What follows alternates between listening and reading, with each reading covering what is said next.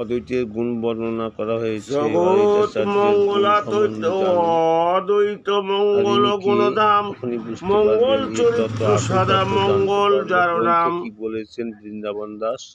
কোটি অংশ কোটি শক্তি কোটি অবতার এত লইয়া তুলে ধরেছি। শ্রী যে পুরুষ সকল সংসার মায়া জইছে দুই অংশ নিমিত্ত উপাদান মায়া নিমিত্ত হেতু উপাদান প্রদান পুরুষ প্রকৃতি হইছে দ্বিমূর্তি করিয়া বিশ্ব সৃষ্টি করে নিমিত্ত উপাদান লইয়া আপনে পুরুষ বিশ্বে নিমিত্ত কারণ অদ্বৈত রূপে উপাদান হয় নারায়ণ।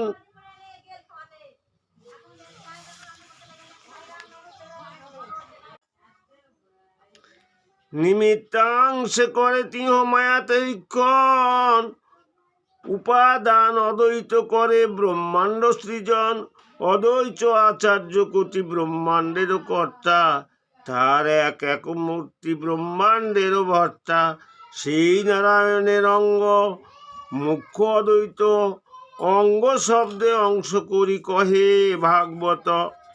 ভাগবত গ্রন্থ কি বলছেন? অঙ্গ শব্দে অংশ।